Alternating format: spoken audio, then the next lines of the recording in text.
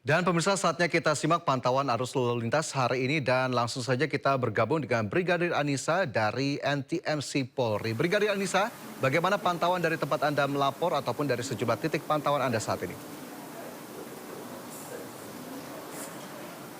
Ya, terima kasih Fajar dan juga selamat siang pemirsa. Menemani aktivitas makan siang Anda, kami dari NTMC akan menginformasikan kondisi arus lalu lintas terkini dari pantauan CCTV Korlantas. Untuk itu yang pertama kita langsung saja untuk memantau bagaimana kondisi arus lalu lintas yang di kawasan Jembatan Layang Mampang, Jakarta Selatan. Untuk arus lalu lintas pada siang hari ini pemirsa di jalur flyover, arah Tendian yang akan mengarah ke Pancoran terpantau dalam keadaan ramai dan lancar.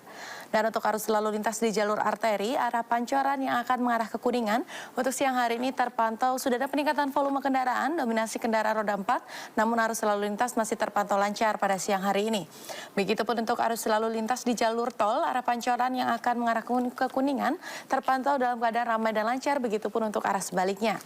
Kami himbau bagi para pengendara untuk tetap waspada dan jaga jarak aman kendaraan Anda serta jaga kecepatan maksimal kendaraan Anda. Masih di kawasan DKI Jakarta, kita akan beralih ke kawasan Simpang Tomang, Jakarta Barat. Situasi arus lalu lintas dari exit tol Tangerang yang akan mengarah ke Harmoni ataupun Cawang pada siang hari ini masih terpantau lancar, ketersendatan hanya menjelang traffic light saja. Namun selepasnya kendaraan dapat melaju dengan kecepatan normal pada siang hari ini.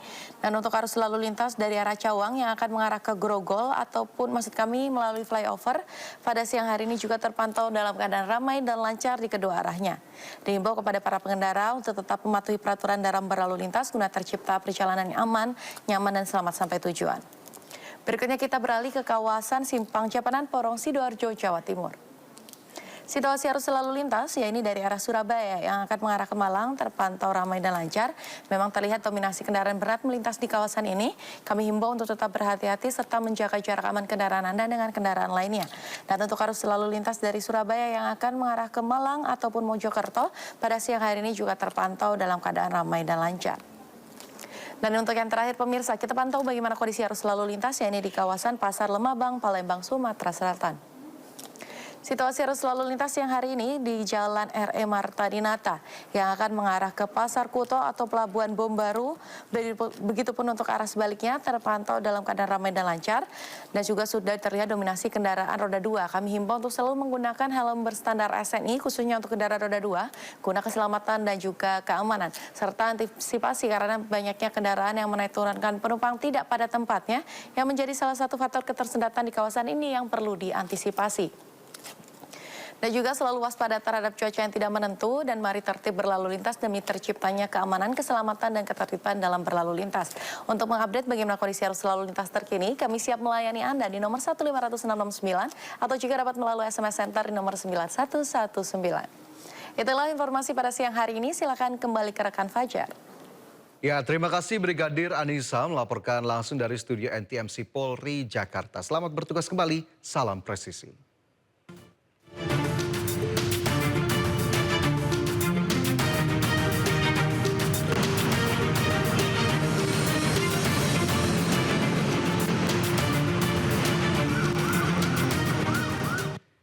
Di tengah maraknya unjuk rasa di sejumlah daerah, Indonesia siap menggelar Grup 1, Grup J, kualifikasi Piala Asia U23 2026. PSSI menjamin keamanan dan pelaksanaan pertandingan yang dimulai pada tanggal 3 hingga 9 September di Gelora Delta Sidoarjo, Jawa Timur.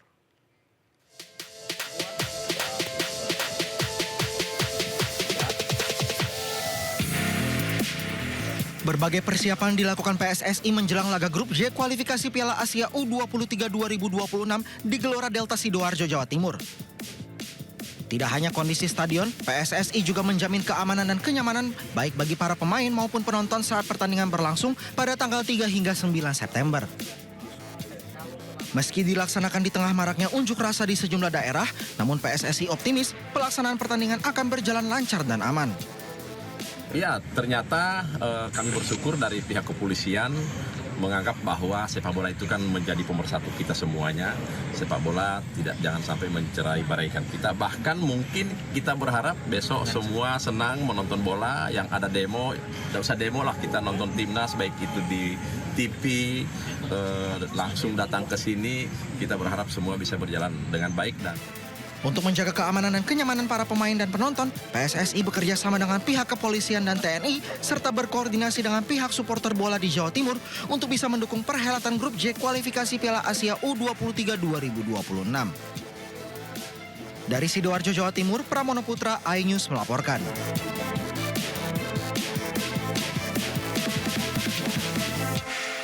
Indonesia siap membuat gebrakan dalam kualifikasi Piala Asia U23 2026 dengan semangat membara. Laga perdana melawan Laos U23 akan menjadi momentum penting bagi Garuda Muda untuk memulai perjalanan di kualifikasi ini.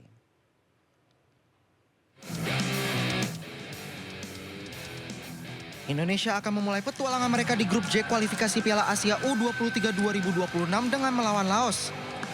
Laga ini menjadi misi wajib menang bagi pasukan Gerald Vandenberg karena hasil pertandingan ini sangat krusial bagi skuad Garuda Muda untuk menentukan nasib lolos ke turnamen utama. Jens Raven dan kawan-kawan juga diingatkan untuk tetap berkonsentrasi penuh melawan Laos agar termotivasi untuk 2 laga berikutnya.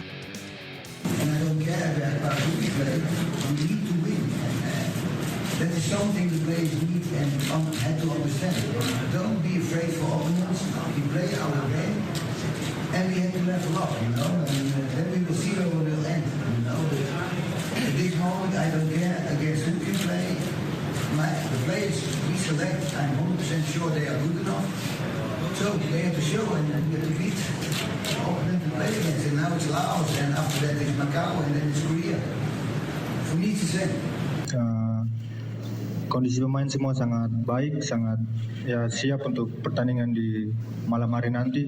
Kami sudah mempersiapkannya juga di latihan dan kami fokus hanya kepada tim kami aja. Kami tidak pikir yang lain dan kami siap untuk mendapat kemenangan dari esok. Di atas kertas Indonesia memang diunggulkan, tapi skuad Garuda Muda tetap waspada karena Laos bisa saja memberi kejutan. Dari Surabaya, Jawa Timur, Nur Syafei, Sony Hermawan, iNews melaporkan. Laga FIFA Matchday melawan Taiwan dan Lebanon, sejumlah pemain timnas Indonesia yang berkarir di luar negeri telah tiba di Surabaya.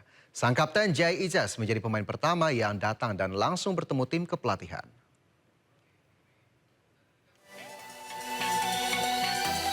Kapten Timnas Indonesia Jai Ijaz Senin pagi telah berada di Surabaya menjadi pemain aboard Timnas pertama dan langsung bertemu dengan tim kepelatihan. Melalui akun Timnas, kedatangan Bang Jai disambut staf kepelatihan mulai dari Jakoba, Alex Pastur, dan Dani Langzat.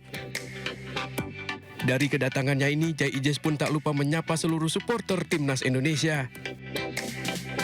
Selamat pagi Sobat Garuda. Kemarin menang bagus. Selain itu, Sandi Wos dan Sen Patinama yang bermain di Thailand juga telah berangkat dan telah sampai di Surabaya bergabung dengan pemain lainnya.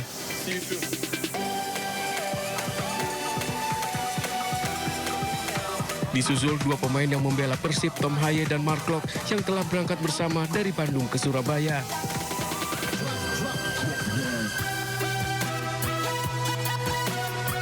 Terbaru, sejumlah pemain aboard yang berlaga di Eropa seperti Ragnar Oratmangun, Emil Audero, Dean James, Kevin Dix, Joe Pelipesi, dan Nathan Choaon juga telah mendarat di Juanda siap bergabung.